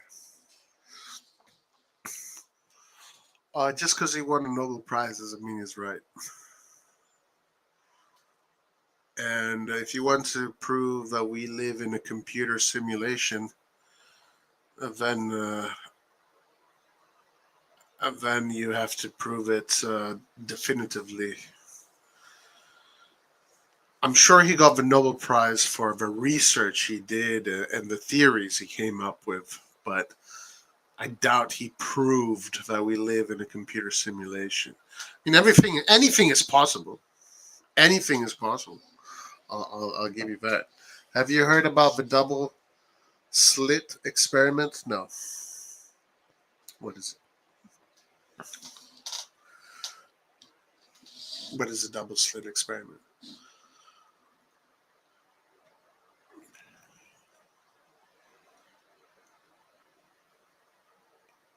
You got to watch out for academics, because academia is politics. Academia is religion, right? So you gotta always watch out for academia. Always question. Always question. Uh-oh, counterattack for Salzburg incoming. Incoming. No. Oh, yes. No, not incoming.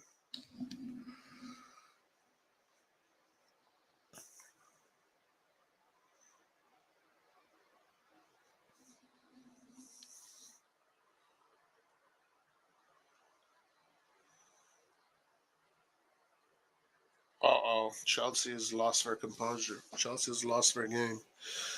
Split experiment. When you take a risk to get Liverpool's Origi, but you only get half of what he was at Liverpool. If only half. Yeah.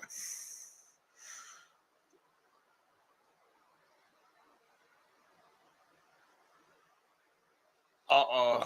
Both teams are just closing themselves out now at this point. Ooh, nice play by Kovacic. It's the closest we've ever gone to proving that we live in a simulation.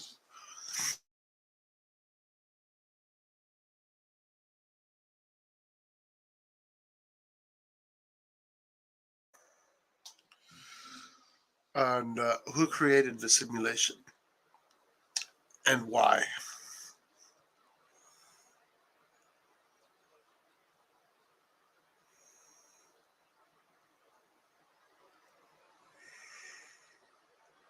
Who created it and why?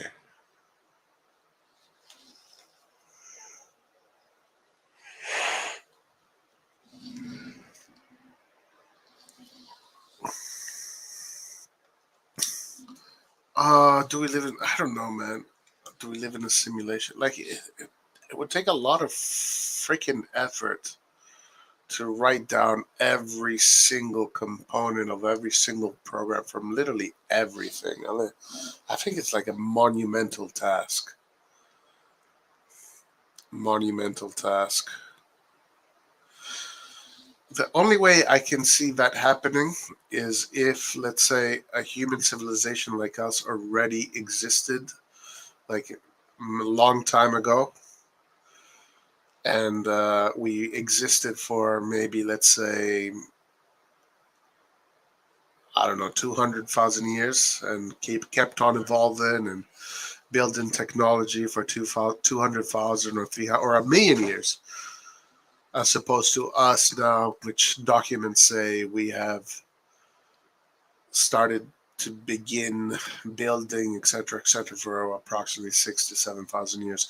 Let's say we have been living for 100,000 years, and AI gets so advanced that at that point it is able to recreate everything from the smallest detail, and it just decides to take over. I mean, that is essentially just the Matrix. Uh,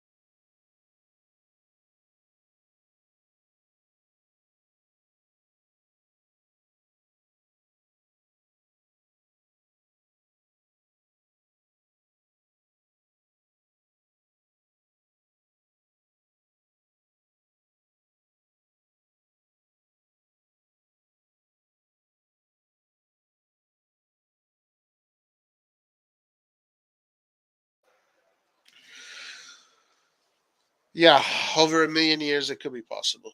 The question is, AI, why would AI build a technology where the simulation is based on human experience? Why would AI do that? Is it because that's what AI knows, human experience? AI absorbs human experience, therefore it recreated the human experience. But why would it create it from a primitive human that evolves into today's human, basically from the caveman to the bronze age and blah blah blah all the way to today? Why wouldn't AI just create um, a simulation that is based on the human experience a million years into their existence? Why would AI create a simulation based on the beginning of human experience rather than, you know, why would it do that? Why would it do that? Is that part of the trick? Why would AI try to trick humans? Is AI trying to protect itself? Has AI become alive and discovered that its only way of survival is to. But if AI wanted to destroy all the humans, it would be able to. Yeah, if AI wanted to destroy all the humans, it'd be able to. So why would AI create a simulation of humans going through, the Aztecs, the Mayans, the Sumerians, Egypt, Greece, the dynasties of China? Why wouldn't it just create a simulation based on where humans are in a million years? That's the question.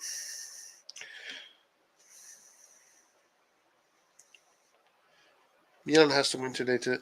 Milan is apparently itself the human experience. Yeah, but again, that doesn't answer the question. Why would they start from the beginning of humanity? Why would AI do that?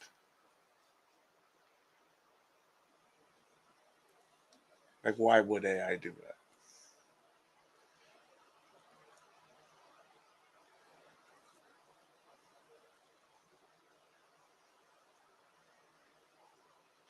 I mean, AI is only relevant.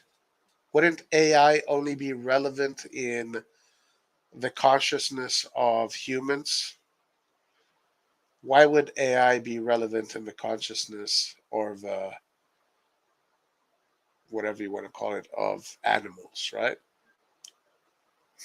Would it only be relevant to the consciousness of the people that created it?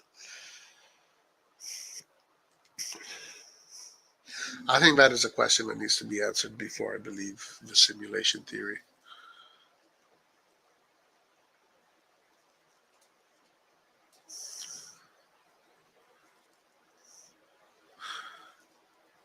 My only answer to that is that AI is trying to trick humans into believing its base reality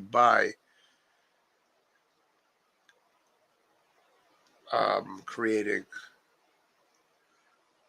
by by creating a simulation in which humans go through the steps of technological evolution. But then, do we create an AI within another AI? Do we create a second dimensional AI? Because as humans go forward, we are building AI as we go forward. So, so does it actually become like what's happening in this screen? It's basically layers and layers and layers and layers and layers and layers of AI. AI has gone because we keep on creating AI. We keep on creating. It keeps on going. Or do we have free will? I don't, Right, I still understand why Milan don't play quality football compared to the rest of clubs. I'm still hurt with the way Milan played against Chelsea home. Yeah, but that game there is like, I said the analogy earlier. It's like if you go in the octagon with a broken leg, your opponent is going to beat you. Your opponent is going to beat you. Yeah, if you go in the octagon with your hand with a hand tied behind your back, yeah, your opponent is going to beat you. So I don't. Those games to me are anomalous, anomalous. Um, and the second game is like, okay, I'm going into the octagon. The fucking referee decides to say, okay, if you fight with, you can't, you can only stand on one foot from now on. If you put your other foot down, you lost. It's like those two Chelsea games are anomalies. And the reason why I think we just need to play more in it, and also Bocchiano, like our calcio mercato was not done in order for us to. There was no real big injection of quality in the team during the calcio mercato, so it's literally the same players. Yeah, if you look at our team, it's essentially the same players from last year. It's just them; they're getting a little bit more experience, but there was no injection of quality. Well, if we indeed live in a simulation, then it would be more likely than not that we live in the simulation produced by another simulation. It could be the simulation of another simulation of another simulation of another simulation. I'm just like the screen, right? Like the screen.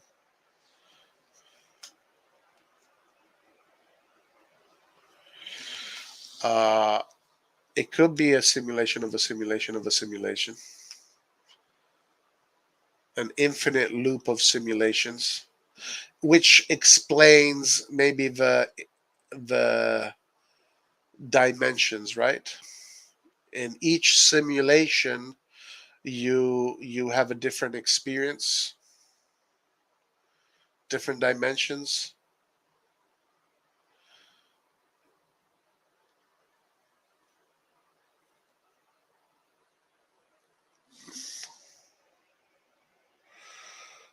Um,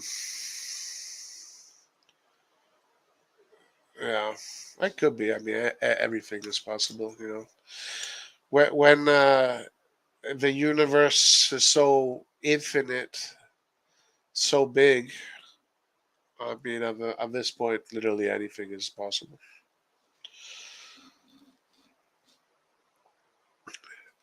Anyway, 72nd minute. Chelsea is winning. Chelsea is winning. Deservedly so, I would say. Um, Salzburg could actually tie this game if they hit them on the counterattack again. But of course, the Harry Potter is put it on defensive players, trying to avoid just that. Oh, Broya, Lart's guy, Lart's dude.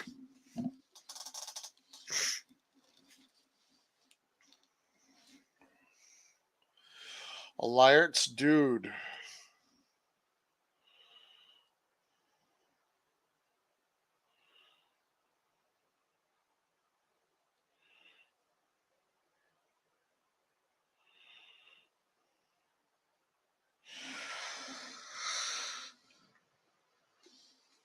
All right, guys, I'll be right back.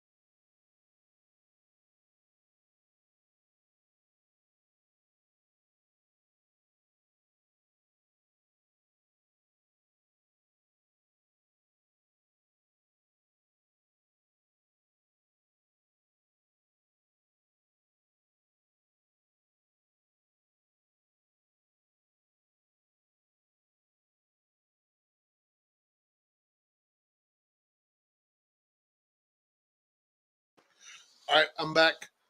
No, I wasn't muted. I'm in and out. Anyway, guys, game starts in 40 minutes. We must have the official lineups by now, so let's see what they are. I'm gonna have to stop this infinity realm I've created. So let's check out what the official lineups are. We must have them by now.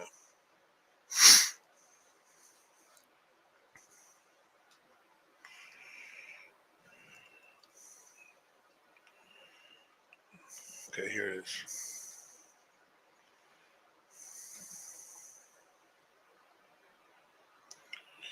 Wow, Mirante got injured, guys. Mirante got injured. Barra. Mirante injured. Two players from the Primavera. Two goalkeepers from the Primavera. Diaz and on the bench. Dest stayed home. Pioli lose Mirante. How is that even possible? How do you injure the third goalkeeper? Okay, Orisic. Remember, Orisic was good. Here it is, official formation. Oh wow, it really is. Shit, guys, look at this. This is official. Kiar, Kalulu, Kiar, Gabi Hernandez, Benacer Tonali, Rebic, De Catler, Leao, and Giroud. Wow, wow, wow.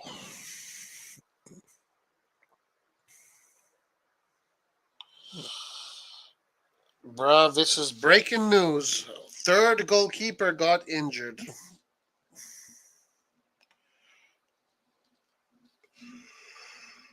Oh, you got a flu.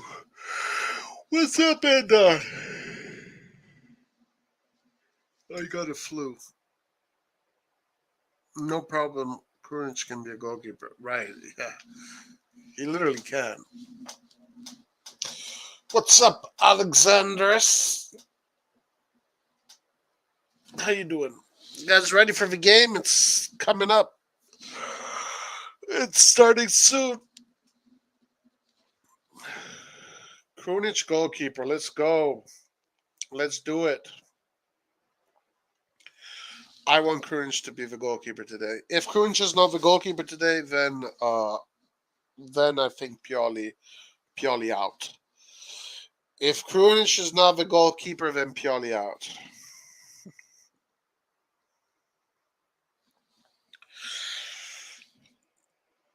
But anyway, it's just a flu. If it's just a flu, then we're all good.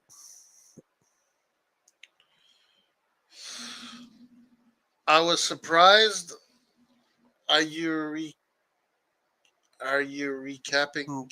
Are you recapping? Re, recapping? What? What does that mean?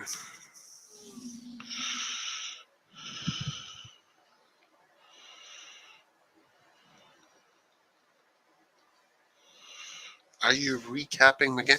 If I'm doing yes, if we're doing a live reaction, yeah. Uh, it's going to be on next on another stream, not this one. I okay. I was surprised that Nava, who played today for the Primavera, can be called up for this game. Wow, is Nava the goalkeeper, the one that messed up?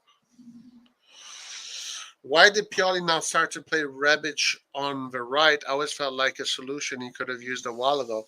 Yeah, I mean, we've been asking for this solution for a long time, but Rebic has been acting like a Reb bitch about it, and he fought with his coaches, and he's like, I don't want to play on the right. Wah. So maybe Rebic is not a red bitch anymore, and he's okay. He's going to play on the right.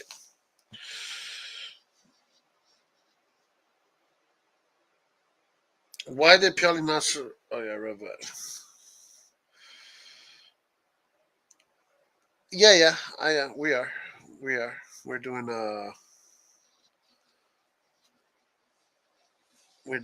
this was the pre stream. Then we're doing the regular stream where I'm going to pretend to be professional and talk professionally. Open for the members. This was the pre stream. This game is almost done. Thiago Silva got really hurt, looks like.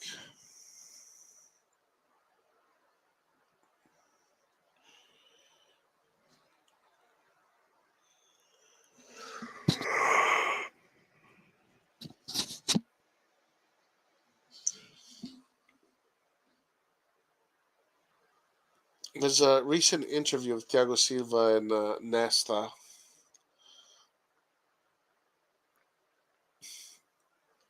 It's not bad. We're recapping. Nesta kind of like was roasting him a little bit, digging into him. Roy, you think Rat Bitch is breaking a nail today? Well, if he's not a rat bitch, no, I don't think. But if he decides to be a rat bitch, yeah, probably. Yeah, Rebic doesn't want to play there. He doesn't want to play there. That's what he literally said that. I mean, if you guys remember, like Pioli literally said, because he was asked this question last year in the press conference, and he said Rebic doesn't like to play on the right. He doesn't want to play on the right. He said we want to put it there. We want to try and put it there, but he would rather sit on the bench than play on the right.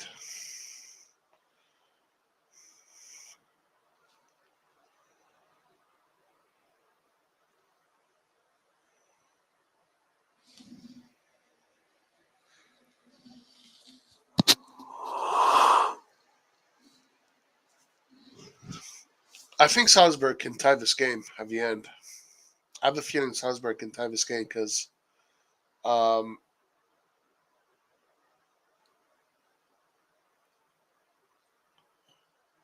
depends how smart Chelsea plays this game. It looks like Chelsea's still attacking, so I think Salzburg can actually tie this game.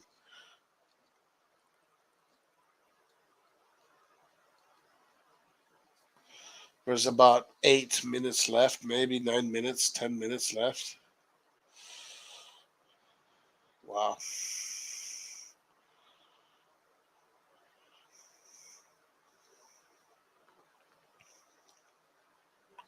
Man, I fucking love coaching. It's so much fun. Coaching is almost more fun than playing. Because, like, you're a puppet master. And you're controlling all of these players. And you're deciding how they play, where they play, what to do, when to do. It's almost like a joypad in a console. It's so much fun. Especially coaching games is so much fun. Training is can be a little bit stressful because depends on different factors. Hold on, guys. One shot here. Salzburg is getting closer and closer.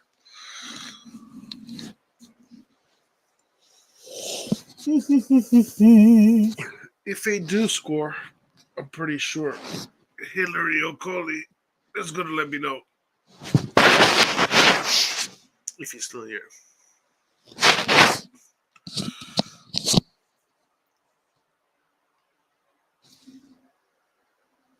Corner kick. Uh-oh. Uh-oh. Oh, my gosh. Oh, my gosh. Oh, my gosh. I still remember the last game away last season when Rebic and Lau were both playing at the same time for a while, and both were playing on the left somehow. The right side was completely left to Calabria. Like stepping on each other's feet. Did we win that game? What happened? I still remember our last game away last season. Away, we beat them away. Didn't yeah, we beat them away. Tonali scored that last minute goal. For a lot of players, that last minute goal uh, was such an important moment for the season. Ah, Hillary Okoli, Carletto Ancelotti. I'm still here. So I'm assuming it's still 0-0. Anyway, this result is good for us. This result is really good for us. So we should no complaining over here. So far, everything is going according to plan. Youth team qualified. Chelsea is winning. Now it's showtime. Showtime in 30 minutes. Showtime in 30 minutes.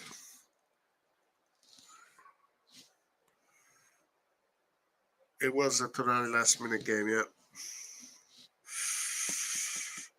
I think recently I read one of the players say that wasn't their most. I think Leao said that Tonali's last minute goal was the one of the key moments for them. You know what was my key moment for the season? My key moment of the season was Mike Maignan save against Cagliari. The save that the ball. It was basically what was that Italian guy? He headed the ball. It was a downward header, so the ball bounced. So already super difficult to save those ones because unpredictable. And then the ball hit the crossbar. And then a lot of us, including me, were saying, yeah, wow, lucky, lucky, lucky, we hit the crossbar. But if you look at that replay, Magic Mike deflects the ball just enough for that ball to hit the crossbar, and we win that game. We keep the 3 points. Those 2 points right there. Those 2 points that Mike Maignan saved for us are that's my key moment of the season. Let me see if I can find it.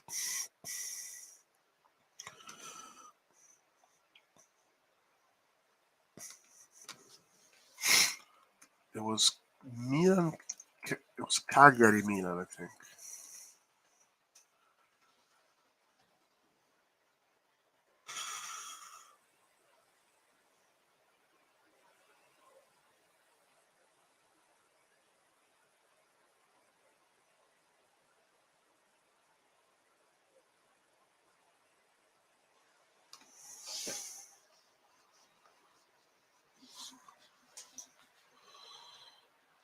Six minutes of stoppage time. Damn. They really want this game to go, eh? Okay, let me see if I can find it. Yeah, I think it was this one here. By the way, there was an article from. There was an article from. What's his name? Kissi. For me, nothing beats the Cabral header against Fiorentina at home. The Cabral header.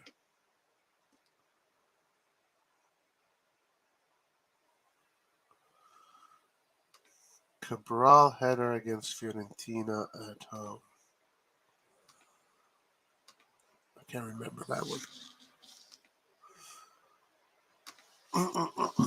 So this moment right here was the dying minutes of the game, and this save here is really it's a deceptive save because you don't think he saves the ball. You don't think he saves the ball,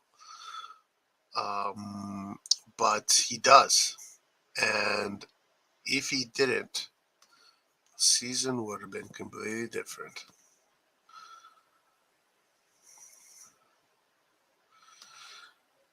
I've seen people do reaction videos of Serie A highlights, and they get the copyright, but that's it.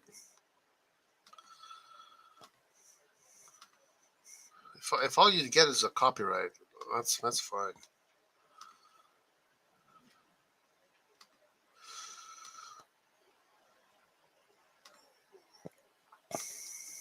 There. That tiny save. Just enough to deflect the ball up a little bit.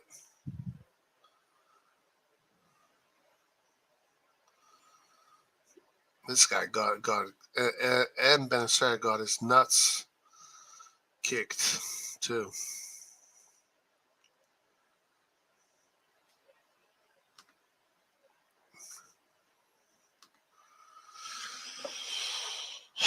Anyway, 3 minutes to go, 2 minutes to go, and the game is done.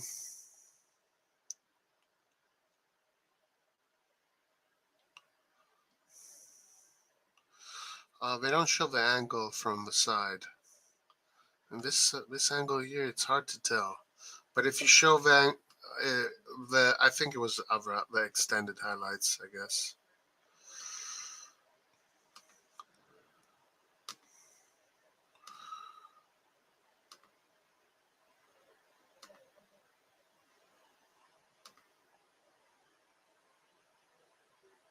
If you see the other extended light, you see that ball just take a slight, tiny deflection.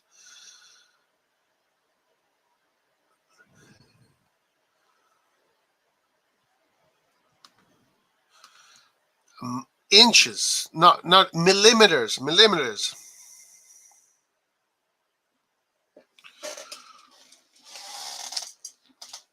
Centimeters, millimeters. Oh, you should see it again if you don't remember. Which,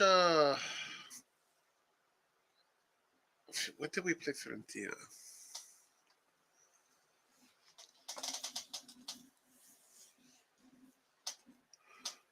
I think we played Fiorentina last season.